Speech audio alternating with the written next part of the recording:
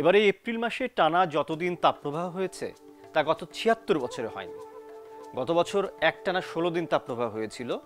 এবার তাপপ্রবাহ শুরু হয়েছে ১ এপ্রিল থেকে। এবার তাপপ্রবাহের একটা ভিন্ন বৈশিষ্ট্য আছে, সেটি হচ্ছে যে এবার যত এলাকা জুড়ে তাপপ্রবাহ হয়েছে সেটাও কিন্তু এর আগে দেখতে পাননি আবহাওয়াবিদেরা। আবহাওয়া অধিদপ্তরের কাছে একেবারে সুনির্দিষ্টভাবে ১৯৮১ সাল থেকে সর্বোচ্চ তাপপ্রবাহের উপাত্ত আছে।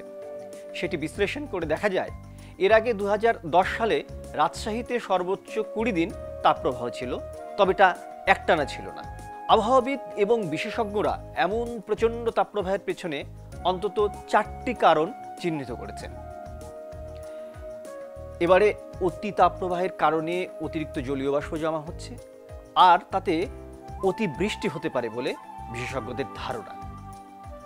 আবহাওয়াবিদ, জলবায়ু বিশেষজ্ঞরা তাপপ্রবাহের পেছনে যে ৪টি কারণের কথা বলেছেন সেগুলো হচ্ছে উপমহাদেশীয় উচ্চ তাপবলয়, শিলাক্ষেপ বৃষ্টিপাত কমে যাওয়া, এল নিনোর সক্রিয়তা এবং বজ্রমেঘের সংখ্যা কম।